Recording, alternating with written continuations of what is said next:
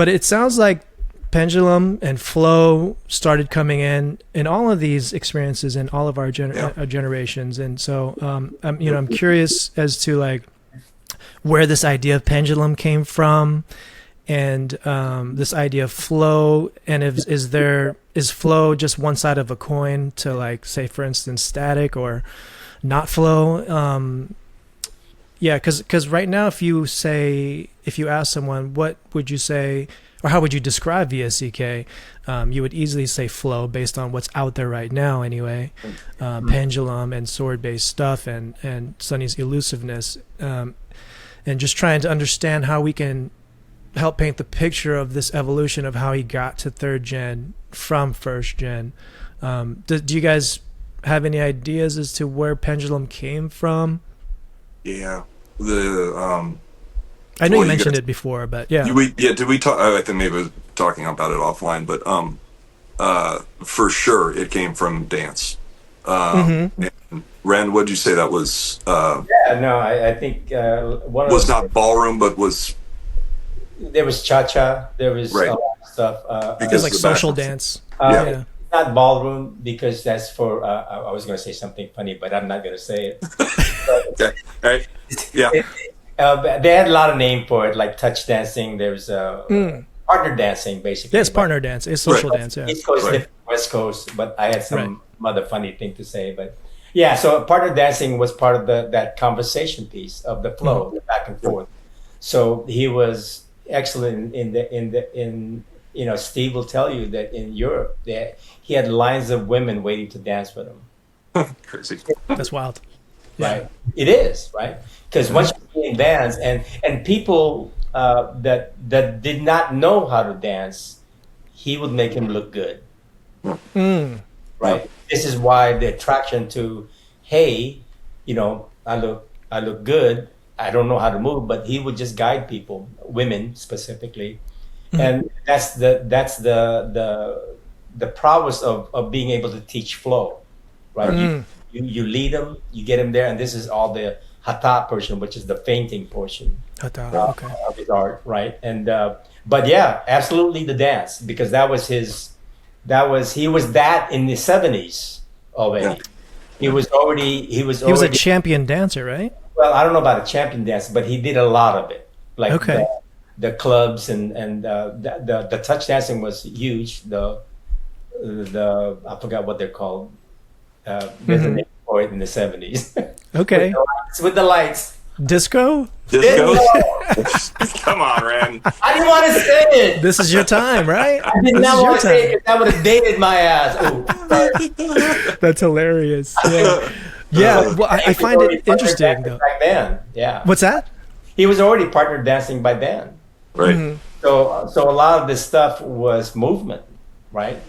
Yes, he had a curriculum, but he also had this passion. He already had this other stuff going on. So his both his passion came into play, and that's how he taught most of the art. That's when he started transitioning of the footwork and the. He already had the footwork going because of that. In fact, his lesson plans had Fred Astaire looking thingies. Yeah, I remember this. Yeah. Remember that? Yeah. So here's put your right foot here, left foot there, blah blah blah blah blah blah. You pandol here, you strike number 2 there, and that's how he based his curriculum from the Fred Astaire looking lesson plans. Right. So that was. He was already there, and he just needed a medium to put it on paper so we can share it. Now, going to that, the people that were having a hard time with that, he would ask them to go learn how to dance, or partner dance specifically.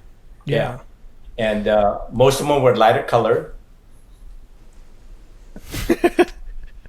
not a lot of pigmentation. That's on brand. That tracks. The tracks. I'll have you know, I and this early on, and I didn't understand. I had been there for a little bit. Yeah. And he'd been there off and on. I knew him a little bit, but not real well. And Sonny and I were finishing up and sitting watching. And when we finished, and again, I'm pretty new. I don't know everybody real well, and says, "Hey, are you a dancer?" And I thought he was being insulting. Oh, Right? He So he said, thought "Are you he a-" was trying to I mean, insult in you. my world, you don't.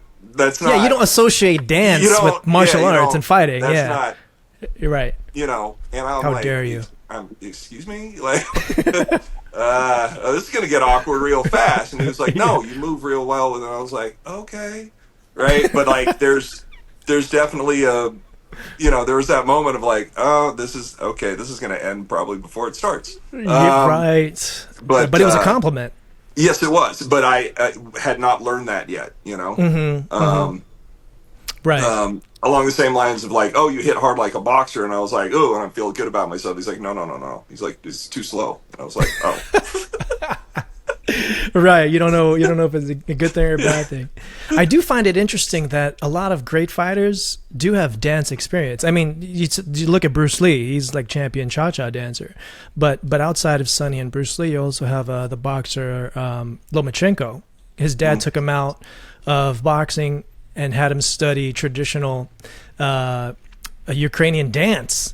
And then he came back, and now he's like really well known for his footwork and his evasiveness and being able to manage distance. And so I have my own theories around that because, like, I mean, it's some of it's obvious, right? It's like dancing is partner dancing, and if you're dueling or fighting, you're having to manage distance and timing with another person. Just the intentions are different, right? And so I think to be a good fighter, you should also be a good lead, as in a dance lead, because you're dictating where the dance goes. You're controlling, and you're controlling the other person into what to do. And so much of Sonny's flow and him flowing with us, he was manipulating all of it the whole time. And not necessarily to look good for aesthetics per se now, because the intentions were different. But now he's leading us into traps. He's leading us into the parts of the room, running into the fan or into the couch at will, Yep. And so I think there is something to dance and the ability to lead someone, and the correlation between being a good dance leader and a good fighter, if we're talking about sport perhaps, but also maybe a street fighter as well, because you're leading someone.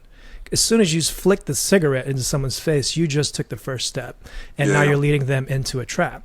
Or you're just looking at another person the other way and kind of giving that diversion. You're leading that dance, so to speak.